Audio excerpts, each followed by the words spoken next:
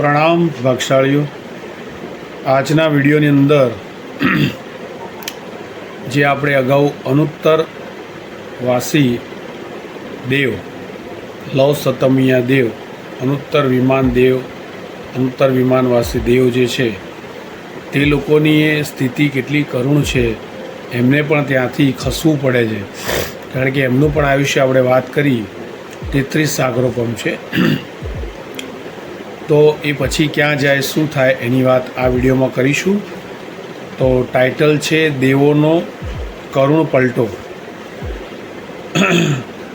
33 સાગરોપમનો આપણે વર્ષથી વાત કરી હતી, કેટલો સમય, એ પણ એક દિવસ એવો આવે છે કે આટલો મોટો લાંબો સમયકાળ પણ એક દિવસ સંપૂર્ણ ખૂટે છે અને દેવને નીચે ઉતરવું પડે છે।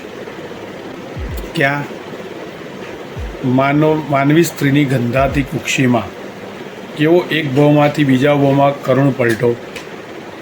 ત્યારે વળી ભવનપતિ વ્યંતર જ્યોતિષી અને પહેલાં બીજા વૈમાનિક દેવો તો કેટલાય મરીને પંચેન્દ્રિય તિર્યંચ જનાવર પણ થાય, અને કેટલાય તો વળી મરીને એકેન્દ્રિય તિર્યંચ પૃથ્વીકાય, અપકાય કે વનસ્પતિ કાયનો ભાવ પામે।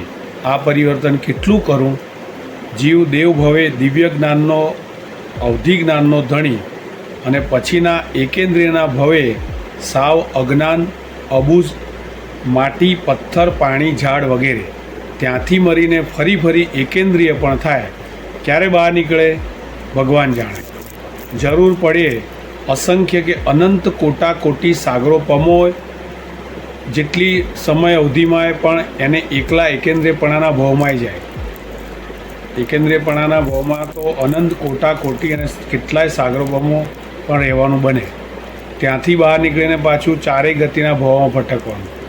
એટલે એકેન્દ્રિય એટલે આપણે નિગોદને જે છે એકેન્દ્રિયપણું, એમાંથી જો બહાર નીકળે તો જ આ ચાર ગતિ કઈ દેવલોક, નરક, મનુષ્ય અને તિર્યંચ, આ ચાર ગતિ એનાથી પણ ખરાબ એકેન્દ્રિયપણામાં એટલે આજે પૃથ્વીકાય, અપકાય, વનસ્પતિકાય એની જે વાત કરી એ।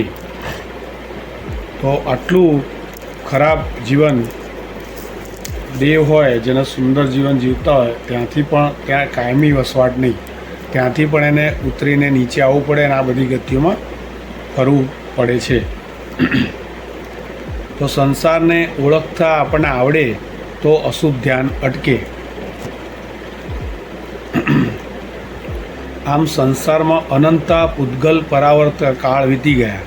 નિરાધારપણે કર્મના પ્રેર્યા એક ભવમાંથી બીજા ભવમાં એટલે કે સારી રીતે સાર એટલે સરક્યા જ કરવાનું, એનું નામ સંસાર।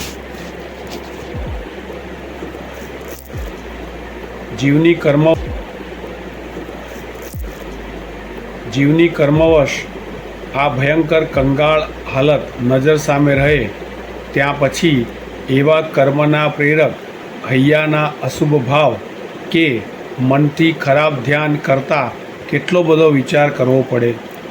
હૈયું ને મન શું કામ બગાડે? તો આ વાત છે।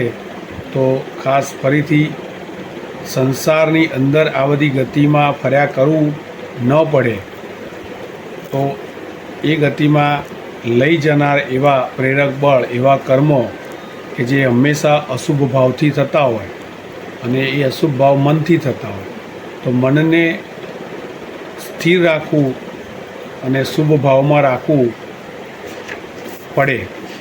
તો એની વાત આપણે આવતા વિડીયોમાં કરીશું।